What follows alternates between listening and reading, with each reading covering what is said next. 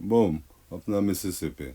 I'm just saying, happy Easter to all my viewers and subscribers, and to all the people who still thinking about subscribing to Sports Chat and all that.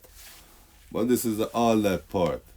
Viewers, I'm just saying, Isaac Buchanan, the son of Michael Augustus Buchanan, aka Big Youth. He was a reggae artist back in the 1970s. You feel me?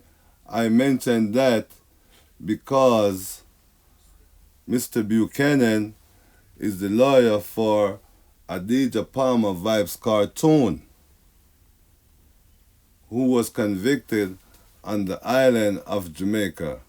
Word up, for real.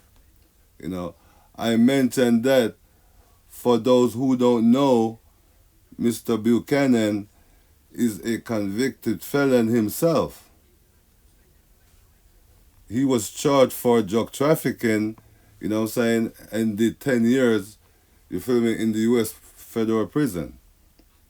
You know what I mean? So I was just highlighting that, he also elaborate on the time he spent in prison and, you know what I mean, what driven him, to become a lawyer. You know what I mean? So, very interesting story though. You feel me? But viewers, I would like you guys to check the story out, you know what I'm saying? For real, all the viewers, you know what I mean, all my subscribers, you know what I mean, all, like I said, you know what I mean, all my peeps that's who's still thinking about, you know what I mean, Sports Chat and all that. Don't forget to leave a like and leave a comment in the comment section, for real. You know what I mean? This is what Mr. Buchanan had to say. Spent time in prison, 10 years, he said. Who actually told you that? You did. Where did you get that? Where did you get that? Where did you get that information? Stay tuned for the video. Yo, you see what Sir Pete dropped the video there, pie? Don't blame me. Yeah, well, but you've really had a colorful past, and I think it's probably informed who you are today, and I guess that's why you're so relatable to KARTEL and I guess other young people that you come across. But your time in prison, can you just talk about that? Because it was for drugs, right? Drugs, yes. Was it trafficking? Trafficking, yeah. Drug trafficking. Listening, it kind of sounded as if it was like you weren't sure that it was drugs in the suitcase, or like somebody just asked you for the first incident. Yeah. The first. Wait, a while ago?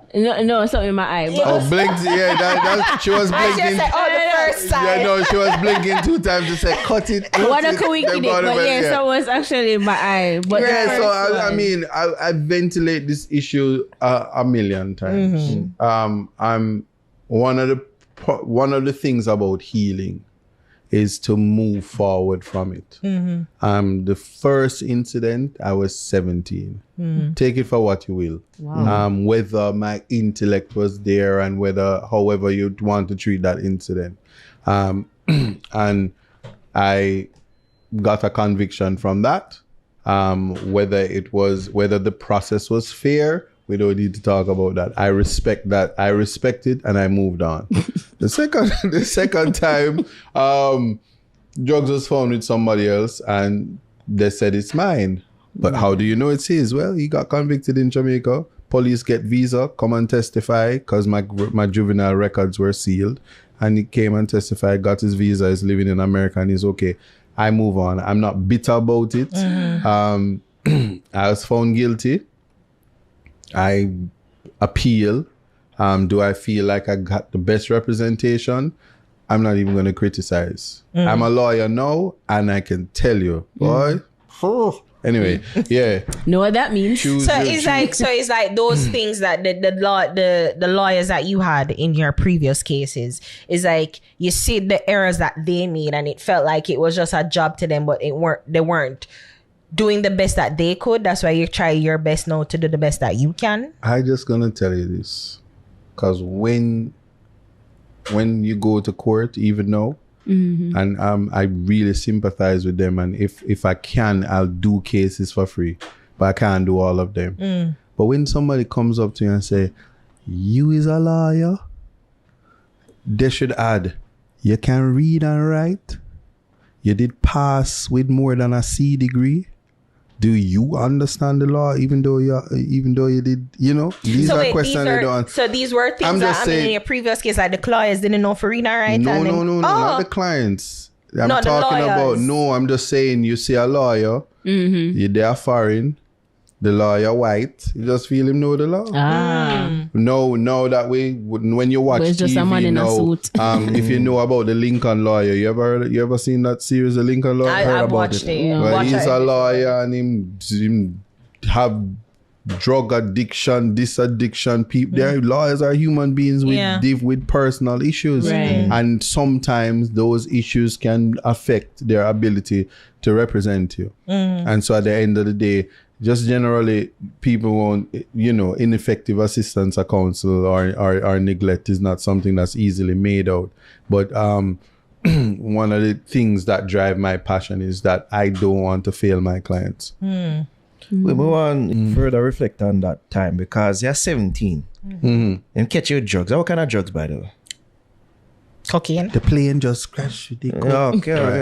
And then they piss your pants sometime and like shit yourself in it. Piss my pants? Yeah, because you claim somebody you did carry something for your neighbor. They told you that it was money and then catch you with it. How you did feel during them time as a young youth? As a young youth? Yeah. How I felt? Yeah. Well, so remember, at 17 when they catch me, I wasn't behaving like, it wasn't like they catch me and I was like, I hold it. You catch me, I was like, it's time to snitch. Wait to live at so to give to me. I should live right up the road from me. But this day. Did they check? No. They didn't? You know what check? No. Oh, nobody said. Even though you sing like one bird. Nobody said, and there you can check the transcript. I think it was like a setup. Not really a setup, but you think it was there was an element of discrimination, black, young. No, it was here in Jamaica, It was here in Jamaica.